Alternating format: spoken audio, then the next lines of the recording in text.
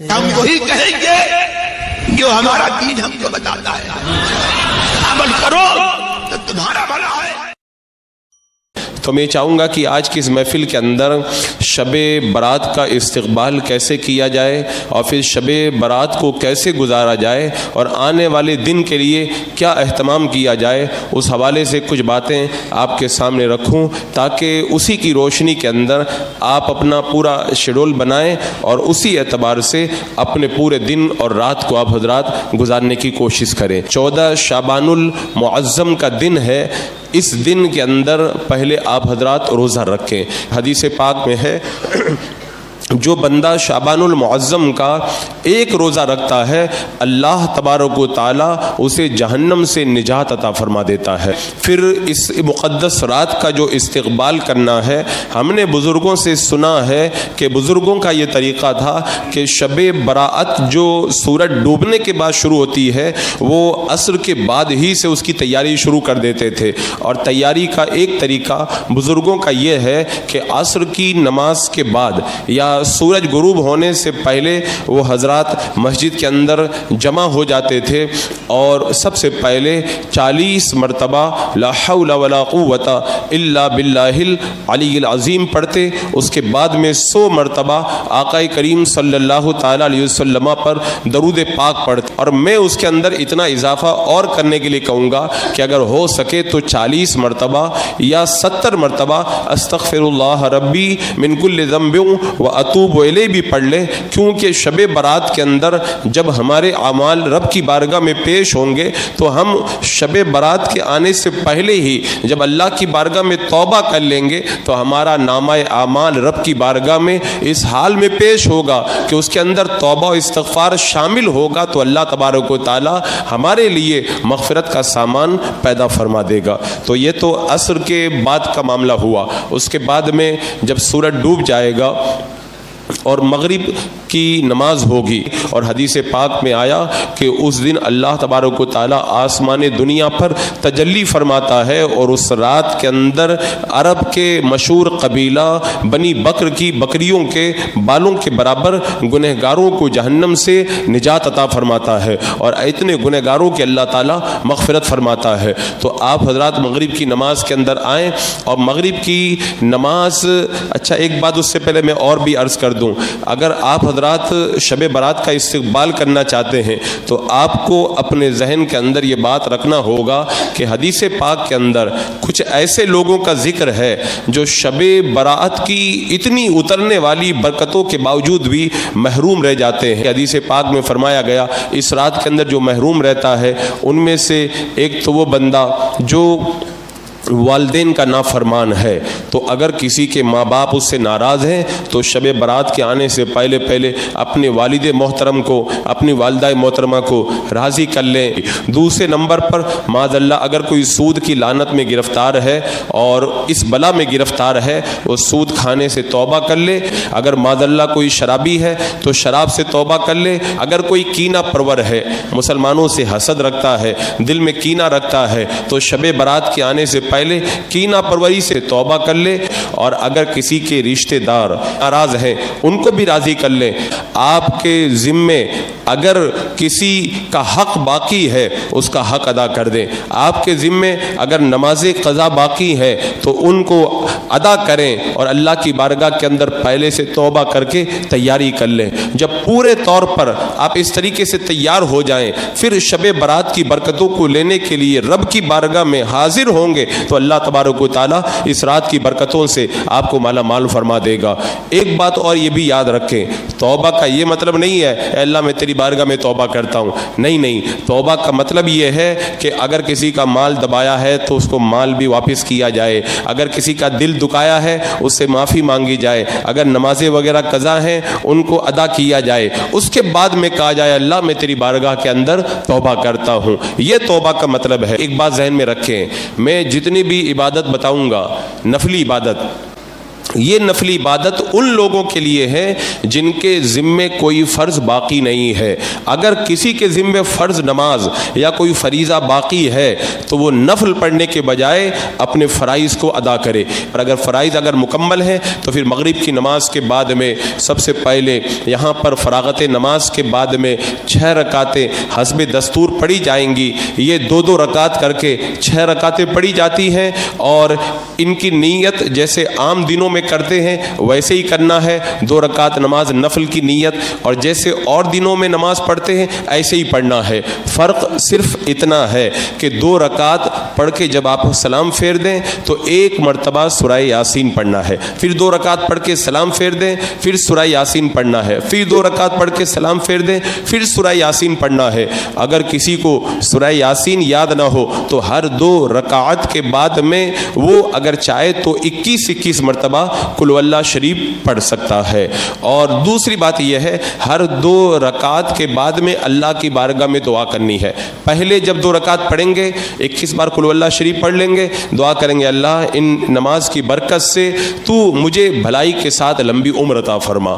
پھر 2 رکعت پڑھیں گے 21 مرتبہ قل اللہ شریف پڑھ لیں گے, اللہ کی بارگاہ میں دعا کریں گے اے اللہ اس نماز کی برکت سے تو مجھے بلاؤں سے محفوظ و مامون فرما. اس کے بعد میں پھر 2 رکعت پڑھیں گے اور پھر قل اللہ شریف سے فارغ ہو جائیں گے, پھر اللہ کی بارگاہ میں دعا کریں گے اے اللہ مجھے تو اس نماز کی برکت سے مخلوق کا محتاج مت بنا, اپنا محتاج بنا, یعنی تو اپنی بارگاہ سے مجھے خوب روزی عطا فرما. یہ اس طریقے سے 6 نمازیں جب ادا کر لیں گے اس کے بعد میں دعائے نصف شعبان انشاءاللہ ہم لوگ سب مل کر کے پڑھیں گے, پھر دعا ہوگی, آپ حضرات اپنی ضروریات سے فارغ ہو جائیں گے. اس کے بعد میں عشاء کی نماز کے اندر آپ حضرات حاضر ہوں گے.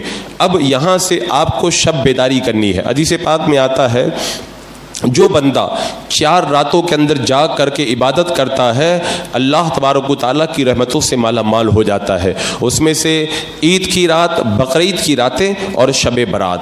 اب عبادت کا طریقہ کیا ہوگا؟ ایک تو بزرگوں کا معمول ہے آپ حضرات اس رات کے اندر غسل کر کے آئیں, کیونکہ شب برات کے اندر غسل کرنے کی حدیث پاک میں ترغیب دی ہے. اور بزرگوں نے فرمایا اگر ہو سکے تو 7 بیری کے پتے ابال کر کے اس پانی سے غسل کیا جائے تو اللہ تبارک و تعالیٰ جادو آفتوں بلاؤں سے سال بھر تک محفوظ رکھتا ہے.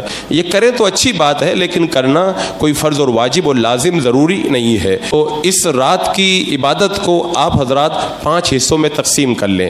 ایک نوافل ادا کرنا, دوسرا قرآن مقدس کی تلاوت کرنا, تیسرا اوراد و وظائف پڑھنا, چوتھا دعا کرنا اور 5واں اپنے مردوں کے لیے ایصال ثواب کرنا, قبروں کی زیارت کرنا. اب یہ 5 کام ہمیں کیسے ادا کرنے ہیں؟ تو سب سے پہلے اگر فرائض آپ کے ذمہ باقی نہیں ہے تو نفل نماز ادا کریں. اب نفل نماز کیسے پڑھیں؟ ایک نفل نماز تو ایسی ہے کہ اگر آپ اس کو پڑھنا شروع کر دیں گے ویسے ہی فجر کی اذان ہو جائے گی. حدیث پاک میں اس کی بڑی فضیلت آئی ہے. حضرت حسن بصری رضی اللہ تعالیٰ عنہ فرماتے ہیں میں نے 30 صحابہ سے ملاقات کی. 30 صحابہ نے مجھ کو بتایا کہ یہ صلاۃ الخیر ہے جو شب برات کے اندر اس نماز کو جو بندہ پڑھ لے گا اللہ تبارک و تعالیٰ اس کی طرف 70 مرتبہ رحمت کی نظر فرمائے گا. اور ہر مرتبہ جب اللہ تبارک و تعالیٰ نظر فرمائے گا تو ہر بار اللہ تبارک و تعالیٰ اس کی 70 حاجتوں کو پورا فرما دے گا. اور ان میں سب سے چھوٹی حاجت یہ ہے اللہ تعالیٰ اس کے گناہوں کو معاف فرما دے گا. یہ 100 رکعت آپ کو پڑھنی ہے, 2 رکعت کر کے, جیسے اور دنوں میں پڑھتے ہیں ویسے ہی پڑھنی ہے. فرق صرف اتنا ہے کہ ہر رکعت کے اندر الحمد شریف کے بعد میں 10 مرتبہ قل اللہ شریف پڑھنا ہے.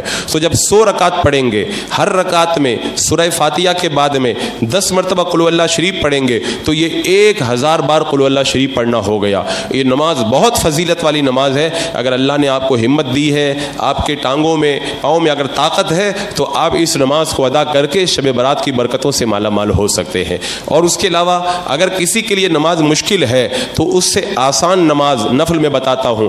حضرت آقا کریم صلی اللہ تعالیٰ علیہ وسلم نے حضرت عباس رضی اللہ تعالیٰ عنہ سے فرمایا چچا کیا میں تمہیں ایسی نماز بتاؤں؟ حضرت عباس نے کہا کہ یا رسول اللہ ضرور مجھ کو بتائیں. میرا آقا علیہ الصلوۃ والسلام نے ارشاد فرمایا یہ ایسی نماز ہے کہ اگر اس نماز کو تم پڑھ لو گے اللہ تبارک و تعالیٰ تمہارے دانستہ گناہوں کو بھی معاف فرما دے گا، انجانے میں جو گناہ ہوئے ان کو بھی معاف فرما دے گا، چھپ کر جو گناہ کیے ان کو بھی معاف فرما دے گا، جو گناہ ظاہری طور پر کیے ان کو بھی معاف فرما دے گا، جو چھوٹے گناہ ہیں اللہ ان کو بھی معاف فرما دے گا، جو بڑے گناہ ہیں اللہ تبارک و تعالیٰ ان گناہوں کو بھی معاف فرما دے گا۔ یعنی آقا کریم صلی اللہ تعالیٰ علیہ وسلم نے اس نماز کی بڑی فضیلت فرمائی اور فرمایا اے عباس میرے چچا، اگر ہو سکے تو اس نماز کو روزانہ پڑھو، اگر روزانہ نہیں پڑھ سکتے ہر جمعہ کو پڑھو، ہر جمعہ کو نہیں پڑھ سکتے سال میں ایک بار پڑھو، اور سال میں ایک بار نہیں پڑھ سکتے تو میرے چچا زندگی میں ایک بار یہ نماز ضرور پڑھ لینا۔ اس نماز کا نام ہے صلاۃ التسبیح۔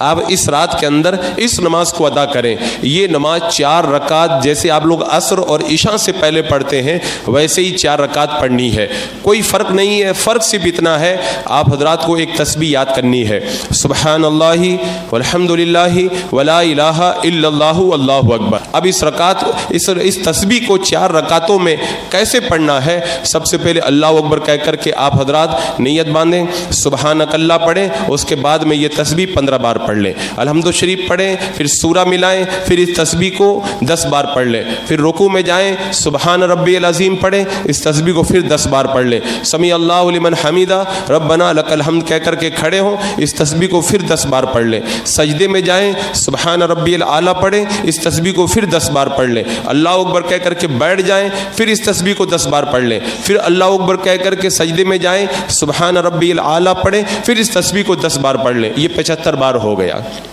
دوسری رکعت اسی طرح، تیسری، چوتھی، اس طرح 4 رکعت آپ پڑھیں گے، یہ تسبیح 4 رکعتوں میں مکمل 300 بار ادا ہو جائے گی۔ تو یہ نماز نفل آپ حضرات ادا کریں۔ اب اس کے بعد میں جب آپ حضرات نفل نماز پڑھنے سے تھک جائیں اس کے بعد میں قرآن مقدس کھول کر کے بیٹھ جائیں، قرآن پاک کی تلاوت کریں۔ اب تلاوت کے اندر آپ چاہیں تو ترتیب سے قرآن مقدس پڑھیں اور یا پھر سورہ یاسین پڑھیں، بار بار سورہ رحمان پڑھیں، سورہ تبارک الذی پڑھیں، سورہ حامیم سجدہ پڑھیں۔ جو سورہ حامیم سجدہ سورہ دخان پڑھتا ہے، حدیث پاک میں آیا وہ اس حال میں اڑتا ہے 70,000 فرشتے اس کے لیے مغفرت کی دعا کرتے رہتے ہیں۔ تو قرآن کی ہر سورت کی الگ فضیلت ہے، تو کسی بھی سورہ کی تلاوت کریں۔ جب آپ تلاوت سے تھک جائیں اس کے بعد میں تیسرے نمبر پر آپ حضرات ذکر کے اندر مگن ہو جائیں۔ ذکر کیسے کریں؟ تو ذکر کے اندر سب سے افضل ذکر جو ہے، افضل الذکر لا الہ الا اللہ۔ میرا آقا علیہ السلام نے فرمایا سب سے بہتر ذکر ہے لا الہ الا اللہ محمد رسول اللہ۔ تو آپ اس کو پڑھیں۔ فرمایا دل میں اگر زنگ لگ جائے تو یہ کلمہ دل کے میل کو دور کر دیتا ہے۔ حضرت موسیٰ علیہ السلام نے کہا تھا مولا مجھے کوئی وظیفہ بتا دے، اللہ تبارک و تعالیٰ نے یہی کلمہ وظیفہ بتایا۔ موسیٰ علیہ السلام نے کہا مولا یہ تو سب پڑھتے ہیں۔ رب نے فرمایا موسیٰ اگر ایک پلڑے کے اندر 7 آسمان اور 7 زمینوں کو رکھ دیا جائے اور دوسرے پلڑے کے اندر اس کلمہ شریف کو رکھ دیا جائے تو اس کا وزن اتنا زیادہ ہے 7 آسمان اور زمین ہلکے پڑ جائیں گے، یہ کلمہ ان کے اوپر بھاری پڑ جائے گا۔ اور یہ ایسا وظیفہ ہے کہ جو بندہ اس کو پڑھے، ایک حدیث پاک کے اندر آیا میدان قیامت میں بندہ گناہوں کے 99 دفتر لے کر کے آئے گا، جب جہنم میں جانے والا ہوگا اللہ تبارک و تعالیٰ ایک پرچی دے گا کہ اس کو لے جا کر کے وزن کرا۔ بندہ جب اس کو وزن کرائے گا گناہوں کے 99 دفتر ہلکے پڑ جائیں گے اور وہ ایک پرچی بھاری پڑ جائے گی، اللہ تعالیٰ فرمائے گا جنت میں لے جاؤ۔ اب وہ بندہ اس پرچی کو کھول کے پڑھے گا، اس میں لکھا ہوگا لا الہ الا اللہ محمد رسول اللہ۔ تو آج کی رات میں آپ شروعات کریں اس مقدس آنے والی رات میں اور 1,00,000 مرتبہ کلمہ کا اپنا ٹارگیٹ بنا لیں۔ رات میں آپ 1000 پڑھیں، 2000 پڑھیں اور عید کا چاند نظر آنے تک 1000 بار پورا کلمہ شریف پڑھ لیں، تو مرنے کے بعد یہی کلمہ آپ کو جنت میں لے جائے گا۔ پھر اس کے بعد میں جب کلمہ شریف پڑھ لیں تو درود پاک پڑھیں۔ اس کے بعد میں استغفار کے اندر مگن ہو جائیں، 100 بار 200 بار 300 بار یا 500 بار استغفار کریں۔ میرے آقا صلی اللہ تعالیٰ علیہ وسلم فرماتے ہیں میں خود روزانہ دن کے اندر 70 مرتبہ استغفار کرتا ہوں۔ میرے آقا علیہ السلام گناہ نہیں کرتے لیکن امت کی تعلیم کے لیے آپ فرماتے میں روزانہ 70 مرتبہ استغفار کرتا ہوں۔ تو پھر آپ 100 200 یا 500 مرتبہ توبہ استغفار کے اندر مگن ہو جائیں۔ اس کے بعد میں آپ حضرات جو ہے وہ 100 مرتبہ 200 200 या 300 मरतबा ला हौला वला कुव्वता इल्ला बिल्लाहिल अलील अज़ीम पढ़े। ये वजीफ़ा मैं बार बार इसलिए बताता हूँ, आजकल लोग गम टेंशन का ज़्यादा शिकार है और टेंशन फ्री करने वाला ये वजीफ़ा है। हज़रत अबू मूसा रज़ी अल्लाह तआला अन्हु फरमाते हैं कि एक बार मैं कोई वजीफ़ा दिल में पढ़ रहा था, अल्लाह के रसूल अलैहिस्सलाम तशरीफ़ लाए, फरमाया अबू मूसा ऐसा वजीफ़ा बताता हूँ, अगर तुम उसको पढ़ लोगे तो ये जन्नत के ख़जानों में से है। मैंने कहा या रसूल अल्लाह बताइए, तो अल्लाह के रसूल अलैहिस्सलाम ने फरमाया ला हौला वला कुव्वता इल्ला बिल्लाहिल अलील अज़ीम, ये जन्नत के ख़जानों में से है। उसके बाद में 100 बार 200 बार या 500 बार अल्लाह की तस्बीह और हम्द बयान करें। फरमाया गया अल्हम्दुलिल्लाह जो बंदा कहता है मीज़ान भर दिया जाता है, और सुबहान अल्लाह वल्हम्दुलिल्लाह कहता है तो अल्लाह तबारक व तआला ज़मीन व आसमान भर के उस बंदे को अजर व सवाब अता फरमाता है। और या ऐसी तस्बीह फरमाया सुबहान अल्लाह व बिहम्दिही, जो बंदा इस तस्बीह को 100 बार पढ़े, अगर समंदर के झाग के बराबर भी उसके गुनाह हो अल्लाह ताला उनको माफ़ फरमा देता है। एक सहाबी आए, कहा या रसूल अल्लाह बहुत गरीब हूँ, पैसा कहीं से नहीं आता, मोहताज हूँ। मेरे आका ने फरमाया फरिश्तों वाली तस्बीह क्यों नहीं पढ़ते? कहा या रसूल अल्लाह कौन सी तस्बीह? मेरे आका ने फरमाया 100 बार पढ़ लिया करो सुबहान अल्लाहि व बिहम्दिही सुबहान अल्लाहिल अज़ीम व बिहम्दिही अस्तगफिरुल्लाह। उन सहाबी ने जब पढ़ा तो अल्लाह ने इतनी रोज़ी दी कि घर में रखने की जगह बाकी नहीं रह गई। तो ये तस्बीह बहुत बड़ा वजीफ़ा है। कसरत से चाहे तो आप सुबहान अल्लाह पढ़ें, अल्हम्दुलिल्लाह पढ़ें, या सुबहान अल्लाह व बिहम्दिही पढ़ें, तो जो भी तस्बीह आप पढ़ सकते हैं पढ़ें। मेरे ख्याल से बेहतर ये रहेगा ज़्यादा से ज़्यादा तस्बीह के अंदर सुबहान अल्लाहि वल्हम्दुलिल्लाहि वला इलाहा इल्लल्लाहु वल्लाहु अकबर, ये तस्बीह पढ़े ताकि इसके अंदर सारा वजीफ़ा जो है वो जमा हो जाए। और जब इस तस्बीह से भी आप हज़रात फारिग हो जाएं तो थक जाएं तो चौथे नंबर पर वजीफ़ा है आप हज़रात जो करें दुआ, अल्लाह की बारगाह में फिर दुआ के अंदर मगन हो जाएं। अब दुआ कैसे करें? बहुत सारे लोग कहते हैं दुआ करते कबूल नहीं होती। दुआ की जो शर्तें हैं, जो आदाब हैं, जो तरीक़ा है, उसके मुताबिक आप दुआ करेंगे। हदीस पाक में आता है 5 रातों में अल्लाह ताला दुआ कबूल फरमाता है। उन्हीं में से एक शब बरात है। शब बरात के अंदर जो दुआ की जाती है अल्लाह रद्द नहीं फरमाता, और अल्लाह ताला खुद फरमाता है अस्तजिब लकुम, मुझसे दुआ करो मैं तुम्हारी दुआ कबूल करूंगा। जब वो खुद ही खालिक फरमा रहा है मांगो, तो फिर कैसे हो सकता है कि मांगने का हुक्म भी दे और बंदा मांगे अल्लाह ताला उसको न दे? ऐसा नहीं हो सकता है। बस तरीका होना चाहिए, यानी रोज़ी पाक होना चाहिए, फ़राइज़ को अदा करे, गुनाहों से तौबा कर ले, उसके बाद में बावुज़ू हो, अच्छे कपड़े पहने, बदन पे खुशबू लगाए और मस्जिद के अंदर हाजिर हो, खाना काबा की तरफ मुँह कर ले, 2 जानू जैसे अत्तहियात में बैठते हैं ऐसे बैठ जाए, अपने दोनों हाथों को उठा ले, या तो दोनों हाथों को वह जो अपने सीने के बराबर रखे और या फिर अपने कंधों के बराबर रखे और या फिर सर के बराबर उठा करके ऊपर करे, और हाथ फैले हुए हो, दोनों हाथों के दरमियान कुछ कुशादगी हो। और उसके बाद में अल्लाह तबारक व तआला की बारगाह में जब दुआ शुरू करे, पहले अल्लाह की तस्बीह करे, अल्लाह की तारीफ़ करे, सुबहान अल्लाह व बिहम्दिही पढ़े, अल्हम्दुलिल्लाह हम्दन कसीरन मुबारका पढ़े, ये सब पढ़ ले, दरूद पाक पढ़े, और दरूद पाक पढ़ने के बाद में 3 मरतबा कहे या रब्बल आलमीन या रब्बल आलमीन या रब्बल आलमीन, फिर 5 मरतबा कहे या रब्बना या रब्बना या रब्बना। उसके बाद में दुआ की शुरुआत करे। दुआ करते वक्त में ये तसव्वुर करे कि मेरा परवरदिगार मुझे देख रहा है, और फिर आंखों के अंदर आंसू लाए, और फिर दुआ इस अंदाज के अंदर करे कि मेरा रब जो मैं मांगूंगा मुझे अता फरमाएगा। यकीन के साथ में दुआ करे, दिल इधर उधर न भटकता हो, क्योंकि अल्लाह के रसूल ने फरमाया कि जो गफलत में दुआ करता है अल्लाह ताला उसकी दुआ कबूल नहीं फरमाता।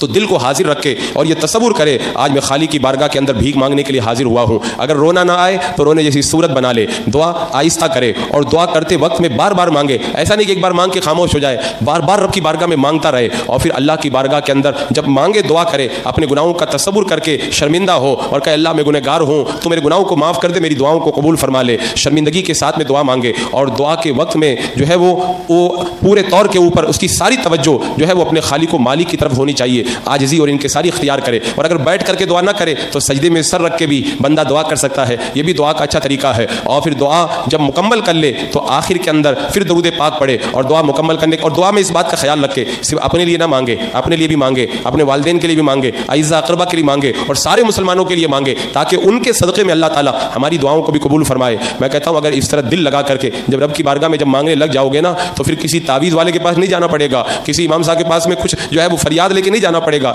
जब सारे बादशाहों के बादशाह के दरबार में जब आकर के खड़े हो गए आप और यहाँ पे मांग लिया और यकीन के साथ मांग लिया, तो मैं कहता हूँ अल्लाह की बारगाह में जो बंदा यकीन के साथ मांगता है अल्लाह तबारक व तआला उसका दामन ज़रूर भर दिया करता है। फिर दुआ में मगन हो जाए, और फिर अगर उसके बाद में अगर कुछ थकान महसूस हो तो आप हज़रात चाहें तो दोबारा ताज़ा वुज़ू बना लें, चाय वगैरह पी करके फ़रागत हासिल कर लें, और अगर नींद आ रही है तो नींद अगर दूर न हो रही हो तो थोड़ी देर तक लेट जाएँ, 10-15 मिनट के लिए कमर सीधी कर लें। उसके बाद में फिर इसी तरह तरतीब के साथ में इन औराद व वज़ाइफ में मगन हो जाएँ, और फिर अगर हो सके तो पहले या बाद में اپنے مرحومین کی قبروں پہ جائیں, ایصال ثواب کریں. حضرت عبداللہ بن عباس رضی اللہ تعالیٰ عنہ سے روایت ہے کہ شب برات کے اندر روحیں گھر کے دروازے پہ آتی ہے اور کہتی ہیں گھر والوں ہمارے اوپر رحم کرو, ہمارے لیے تم کوئی ثواب پہنچاؤ, ہم پریشان ہیں. جب بندہ ان کے لیے ایصال ثواب کرتا ہے وہ خوش ہوتی ہیں اور دعا دیتی ہوئی چلی جاتی ہے. چاہے تو آپ قبرستان میں جا کے دعا کریں, چاہے اپنے گھر میں فاتحہ کروائیں, اور چاہے یہیں پر بیٹھ کر کے ان کے لیے مغفرت کی دعا کریں, کیونکہ اس رات کے اندر اللہ کے رسول صلی اللہ تعالیٰ علیہ وسلم قبرستان میں تشریف لے گئے تھے. تو اس رات میں قبرستان میں جانا یہ آقا کریم صلی اللہ تعالیٰ علیہ وسلم کی سنت کریمہ ہے. تو اس طرح پوری رات آپ کو گزارنی ہے, اور اس کے بعد میں بھی اگر وقت بچ جائے, رات ختم نہ ہو, تو پھر کثرت سے آپ حضرات یہ وظیفہ پڑھیں, یا حیو یا قیوم برحمتک استغیث, یا حیو یا قیوم برحمتک استغیث. فرمایا گیا جو اس کو زیادہ پڑھتا ہے وہ اللہ کی محبت میں دیوانہ ہو جاتا ہے, اللہ تعالیٰ اسے اپنی محبت عطا فرما دیتا ہے, اور بڑا باثر وظیفہ ہے. بعض علماء نے فرمایا یہ اسم اعظم ہے, تو کثرت سے یا حیو یا قیوم برحمتک استغیث کا وظیفہ کریں. سونے کے لیے بہت ساری راتیں ہیں, زندگی بھر بندہ راتوں میں سوتا رہتا ہے. یہ راتیں نیکوں کے لیے نہیں ہیں, ہم گنہگاروں کے لیے آتی ہے. نیک تو روزانہ ہی جاگ کر کے عبادت کرتے ہیں, اللہ تعالیٰ یہ راتیں ہم گنہگاروں کو دیتا ہے. اے رات میں سونے والوں, آؤ اس رات میں میری بارگاہ میں آ کر کے میری رحمتوں سے تم بھی مالا مال ہو جاؤ. اس رات کی پھر کیا برکتیں ہیں وہ تو آپ حضرات نے بارہا سنا. حضرات مکرم یہ مختصر سی ترتیب اور شیڈول میں نے بتایا ہے. اگر اس طریقے سے آپ حضرات شب برات کو گزاریں گے, میں کہتا ہوں فجر کا وقت ہو جائے گا, آپ کو پتہ بھی نہیں چلے گا. پھر جب فجر کا وقت ہونے والا ہو, سحری کریں, اور سحری کر کے 15 شعبان کا یعنی بدھ کے دن کا بھی روزہ رکھیں. حدیث پاک میں آیا جو بندہ 15 شعبان کا روزہ رکھتا ہے, اللہ تبارک و تعالیٰ اس پر یہ کرم کرتا ہے کہ جہنم کی آگ اس کو کبھی بھی نہیں چھوئے گی, وہ جہنم کی آگ سے محفوظ ہو جائے گا. اور ایک ضروری عمل جن کو اللہ نے پیسہ دیا ان کے لیے یہ ہے, اس رات میں جتنا ہو سکے صدقہ کریں, کیونکہ صدقہ اللہ کے غضب کو ٹھنڈا کرتا ہے اور بری موت سے بچاتا ہے, پریشانیوں کو دور کرتا ہے. اور جو بندہ صدقہ کرتا ہے اللہ تبارک و تعالیٰ اس کی حاجتوں کو پورا فرماتا ہے. صدقہ کریں, یعنی چاہیں تو آپ غریب و فقیروں کے اندر دیں, اپنے رشتہ داروں میں جو پریشان حال ہیں ان کی مدد کریں, یا جن کی بھی آپ مدد کر سکتے ہیں اس رات میں کثرت سے آپ حضرات مدد کریں. انشاءاللہ جاگنے سے بھی زیادہ اللہ تبارک و تعالیٰ اس صدقے کی وجہ سے آپ کو اجر و ثواب عطا فرمائے گا. یہ مختصر سے وقت میں نے تھوڑا سا شیڈول بتایا, انشاءاللہ باقی باتیں اس مقدس رات کے اندر ہوں گی. اللہ تبارک و تعالیٰ اس آنے والی رات کی برکتوں سے ہمیں اور آپ کو مالا مال فرمائے.